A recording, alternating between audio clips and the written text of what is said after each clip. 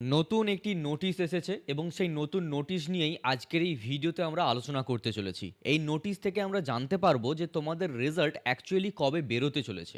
কার্যত সম্পূর্ণ ভিডিওটিকে দেখতে থাকো। আমার নাম বিক্রম, তোমরা সকলে দেখছো বিক্রম পাল ইউটিউব চ্যানেল। তো চলো ভিডিওটিকে শুরু করা যাক। আচ্ছা, ভিডিও শুরুতেই একটি কথা বলবো, যারা এখনো পর্যন্ত চ্যানেলটিকে সাবস্ক্রাইব করোনি, সাবস্ক্রাইব করে নোটিফিকেশন বেলটিতে অল দাবিয়ে দাও, কারণ এই চ্যানেলে প্রতিনিয়ত তোমরা আপডেট পেতে থাকো তোমাদের এডুকেশনাল রিলেটেড বা স্কলারশিপ রিলেটেড। ঠিক আছে, তো চলো সম্পূর্ণ ভিডিওটিকে দেখতে থাকো। এই মুহূর্তে আমরা রয়েছি আমাদের ডেস্কটপ সাইটে এবং এখানে আমরা একটি নোটিশ কিন্তু দেখতে পাচ্ছি। আমি একটু জুম করে নিচ্ছি। আমরা এখানে একটি নোটিশ দেখতে পাচ্ছি যেটা কোথার থেকে পাবলিশ হয়েছে এবং এই নোটিশে কী লেখা রয়েছে সম্পূর্ণ বিষয়টা তো আমরা আলোচনা করব বটেই। এছাড়াও আমরা এটাও বুঝতে পারবো যে তোমাদের রেজাল্ট অ্যাকচুয়ালি কখন বেরোতে চলেছে। ঠিক আছে, রেজাল্টটি বেরিয়েছে West Bengal councillor of higher secondary education অর্থাৎ এইচএস স্টুডেন্টসদের জন্য এই নোটিশটি।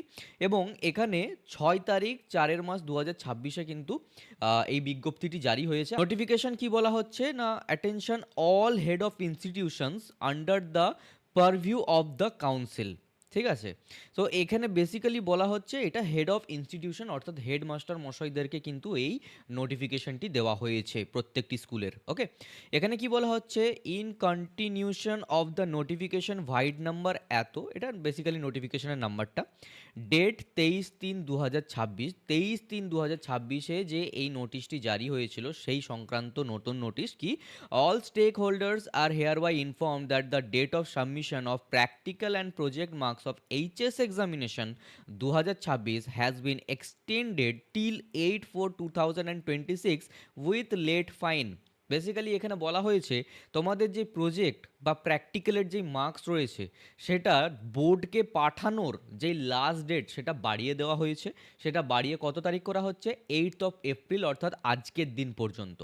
ঠিক আছে, উইথ লেট ফাইন। আমরা আগের নোটিশে এটা দেখেছিলাম যে 6 তারিখ পর্যন্ত লাস্ট ডেট ছিল প্রজেক্টের নাম্বারকে সেন্ড করার বোর্ডকে, কিন্তু উইথ লেট ফাইন প্রতি স্টুডেন্ট পিছু কিছু টাকা কিন্তু এক্সট্রা ফাইন সহ বোর্ডকে এবার পাঠাতে হবে, যারা যারা এখনও পর্যন্ত প্র্যাকটিক্যাল বা প্রজেক্টের মার্কস সেন্ড করেনি বোর্ডকে, যেই সকল স্কুলেরা। ঠিক আছে, আশা করি তোমরা সকলে বিষয়টা বুঝে গেছো। এবং এই ডেটের বাইরে যদি তো যদি স্কুল আবার কিছু হয়তো বা বলে যে এই প্রবলেম ছিল তাই দিতে পারিনি এখন নিয়ে নেন, তো সেগুলো কিন্তু গ্রাহ্য করা হবে না, সেই সকল স্কুলে স্টুডেন্টরা ভুগবে। ঠিক আছে, তো যাই হোক, এবার বিষয়টা হচ্ছে গিয়ে যে এই নোটিশ থেকে আমরা আমাদের রেজাল্ট সংক্রান্ত তথ্য কিভাবে পাচ্ছি। বেসিক্যালি আমি আগেই বলেছিলাম যে 6 তারিখ পর্যন্ত লাস্ট ডেট ছিল, সেটা বাড়িয়ে আবার 8 তারিখ করে দেওয়া হয়েছে। ঠিক আছে, এর কথার মানে এটাই যে বেসিক্যালি তোমাদের কি যে প্রজেক্টের নাম্বার যদি একটা স্কুলও না পাঠায়, সেই সূত্রে কি হবে, পরবর্তীতে রেজাল্ট পাবলিশ করতে বোর্ডের প্রবলেম হবে। এখন একজন আমাকে কমেন্ট করেছিল, তোমার কি মনে হয় যে ধরে নাও একটা দুটো স্কুল হয়তো পাঠায়নি, তার জন্য বাদ বাকি স্কুলের মার্কশিট এখনও প্রিন্টিং হবে না, একটা দুটো স্কুলের জন্য বসে থাকবে? সেটা বিষয় না। বিষয়টা হচ্ছে কি এইটাই যে এখানে কিন্তু ক্রিটিক্যাল বিষয়গুলো হয়ে যাবে, কমপ্লিকেটেড হয়ে যাবে। যে কোনো বিষয় একটা সিস্টেম ওয়াইজ চলে।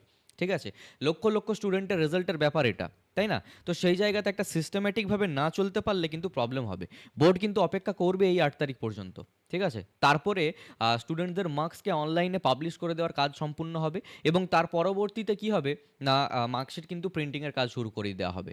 বর্তমান টেকনোলজিতে 1 সপ্তাহের বেশি লাগে না অবশ্য প্রিন্টিংয়ের কাজ, সে যত লক্ষ স্টুডেন্টেরই হোক হোক না কেন, 1-1.5 সপ্তাহের মধ্যে হয়ে যাবে। কার্যত আমরা এইটা বুঝতে পেরেছি যে আমাদের এপ্রিল মাসে কোনোভাবেই কিন্তু বেরোচ্ছে না এইচএস স্টুডেন্টদের জন্য, এবং মে মাসেই তোমাদের রেজাল্ট পাবলিশ হতে চলেছে। হ্যাঁ, পাবলিশ হয়ে যেতে পারতো এপ্রিলে, কিন্তু যেহেতু ভোট রয়েছে, ভোটের বিভিন্ন কার্যকলাপ রয়েছে, কার্যত মে মাসেই কিন্তু তোমাদের রেজাল্ট আউট হতে চলেছে। এবং এই নোটিশটি তোমাদের জানার পর তোমাদের কি মতামত, যে তোমাদের রেজাল্ট কবে বেরোতে পারে, তোমার কি মনে হচ্ছে সেটা কমেন্টে আমাকে জানাতে একদমই ভুলবে না। এই ভিডিওটা ছিল এই পর্যন্তই। সকলেই ভালো থেকো, সুস্থ থেকো, বাই।